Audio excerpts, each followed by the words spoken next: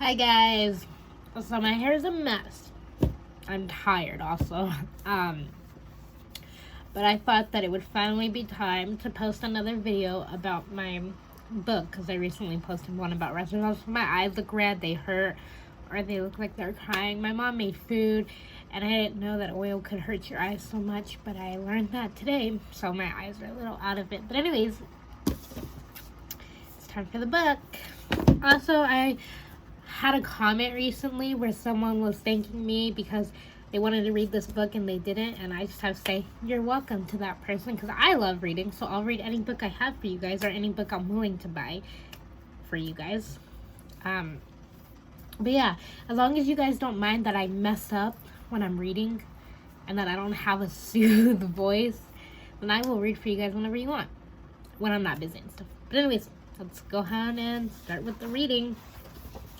So, we're on chapter 7, Stella, now. So here we go. It says, just give me 10 minutes, I say, shutting the door and leaving Will and Poe out in the hallway. I look around his room as my app downloads onto his phone, seeing the note I slipped under his door this morning, sitting on top of his bed. Text me when you have the med card, 718-555-3295. I will be over this afternoon to set everything up. I knew that one would be tricky, especially because Will and Barb are clearly not on the best of terms, so she wouldn't advocate for him. But he went above her head and managed to charm Dr. Hammond. I pick up the note, noticing he's drawn a tiny cartoon along the edge of an angry Barb in his sir's signature colorful scrubs, pushing a med cart and screaming, "Don't make me regret this." I shake my head, a smile slipping onto my lips as I put the note back down and walk over to the actual med cart. I rearrange a few pill bottles, making sure one more time that everything is in the same chronological order as what I programmed into the app after cross-referencing his Donkey Kong covered regimen. I double-check his laptop to see how much longer for the download to be complete from the link I sent him, trying not to breathe more than I have to in this Latin room. 88% complete. My heart jumps as I hear noises outside the doorway and I yank my hand away from the keyboard, worried we've been caught. Please don't be Barb.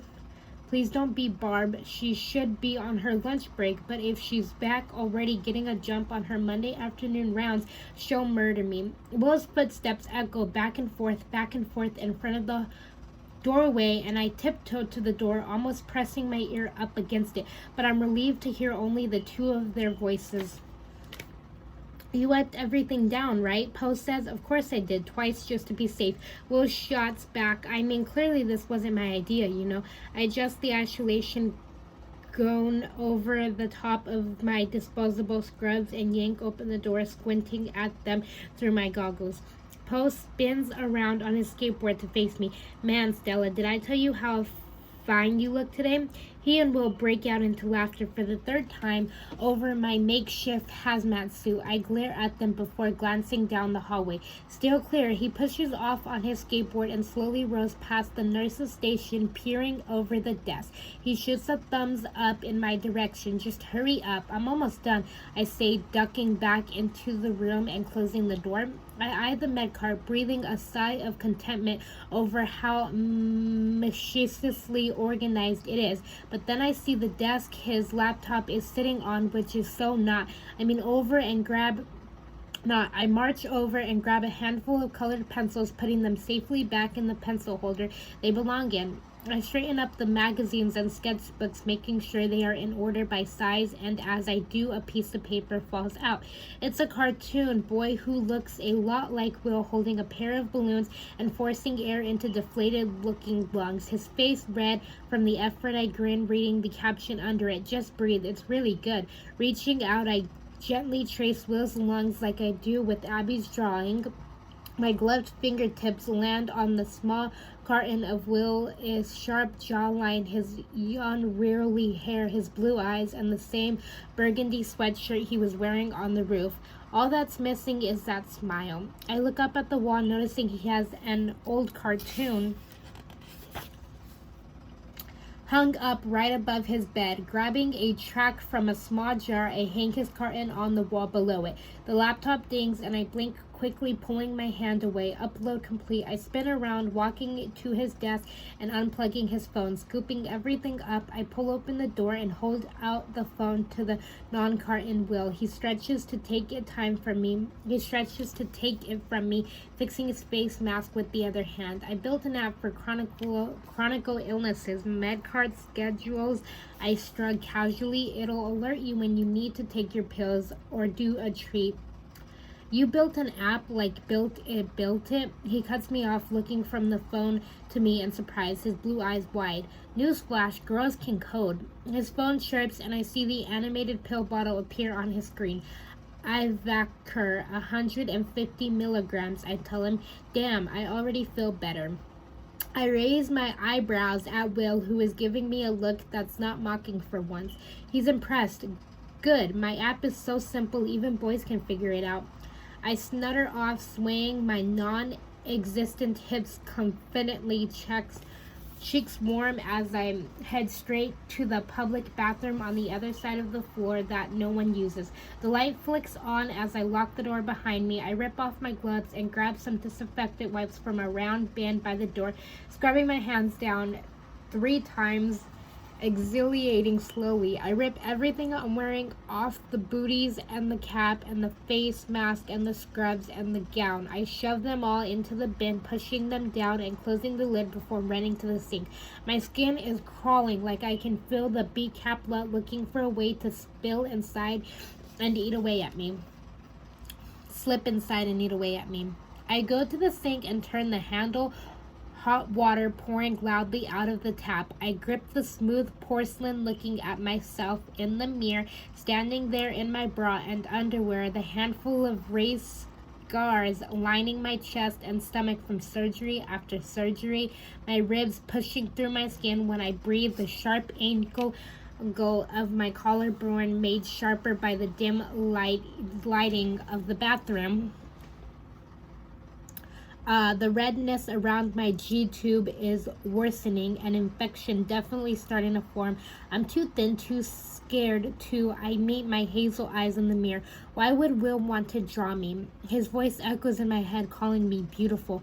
Beautiful. It makes my heart flip in a way it shouldn't. Steam begins to cloud the mirror, blurring the image. I look away, pumping the soap under it until it overflows in my hand. I scrub my hands and my arms and my face with it, washing everything away and down the sink. Then I apply some heavy-duty hand sanitizer for good measure. I dry off, opening the lid on the second trash can and pulling out a bag of clothes that I carefully put there an hour earlier on my way to Will's room. Once I'm dressed, I glance in the mirror one more time before carefully leaving the bathroom, making sure no one sees me exiting, good as new. Lounging on my bed, I eye my Monday to-do list, rarely but keep scrolling through social media on my phone. Instead, I tap on Camelia's Instagram story, watching for the millionth time as she waves happily to the camera from a kayak, holding the phone over her head to show Maya paddling frantically behind her. Most of my time since the secret hazmat operation has been spent vigorously absorbing Cabo through my classmates' Instagram stories. I went snorkeling in crystal blue waters with Melissa, sailing with Jude to see the arch of Cabo San Lucas, basked on the beach with a seemingly not too heartbroken Brooke.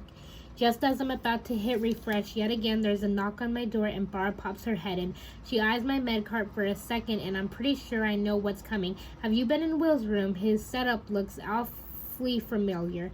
I shake my head. Nope, wasn't me. A perk of being a goody two-shoes is that Barb will probably believe me.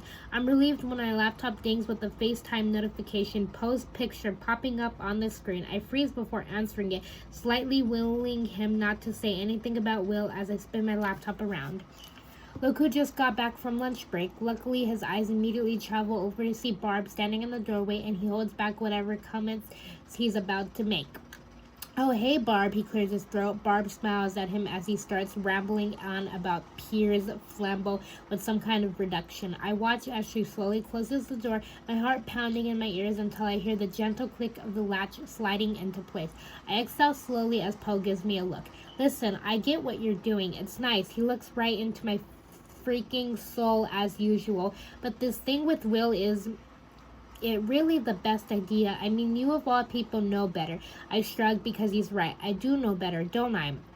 But I also know more than anyone how to be careful. It's only a couple of weeks. Then I'm out of here. He can quit his treatments, then fall for all I care. He raises his eyebrows at me, smirking. Sentinel level dodge, nicely done. He thinks I'm crushing on Will, crushing on the most sarcastic and annoying, not to mention infectious boy I've ever met. Time to change the subject. I'm not dodging anything I say. That's your move. What's that supposed to mean? He asked, narrowing his eyes at me because he knows full well. Ask Michael, I shot back. He ignores me and changes the topic right back. Please don't tell me that the one time you're finally interested in a guy, he's a CFer. Just really quick, that line is also from the movie because they have a movie about this and I watched it. And that line is the exact line from the movie that he says a little while after they do this exact scene. And if you go watch the movie, you should highlight this in your book or write it down somewhere because I also don't like writing in my books. So I never write in my books, but you should highlight it if you do write it in your books or write it down somewhere, but I just thought that was cool to share. But anyways, let's continue. I just helped him with his med cart, Poe. Wanting someone to live isn't the same thing as wanting them, I say, exasperated. I am not interested in Will. I don't have a death wish, and if I wanted to date an asshole, there are plenty without CF to choose from. It's ridiculous, isn't it? I know you, Stella. Organizing a med cart is like foreplay. He studies my face, trying to see if I'm lying. I roll my eyes and slam the laptop shut before either of us can figure out if I am. They're called manners, I hear Poe's annoyed voice shout down the hallway to me, followed by the sound of his door slamming shut a few seconds later. My phone vibrates and I pick it up to see a text from Will. Lover spat. My stomach flips again, but I wrinkle my nose, about to delete the message, and then the 4 o'clock reminder for the Aflo vest pops onto my screen. A tiny animated pill bottle dancing. I bite my lip knowing Will would just get the same notification, but will he follow though? And that is the end of chapter 7. When I do post again, I'm not sure when, but I will try. But when I do post again, it will be chapter 8 Will. And page 91. So that's it for this video, guys. Like I said in all my videos, make sure you subscribe so you never miss when I post a new video about my books. Right there behind me, I got all those books, and then I got all those books right there, and then I got my wrestlers right there. I got my record player. I love Twilight too, so I got a whole Twilight section going on right there. There we go. I got a whole Twilight section going on right there.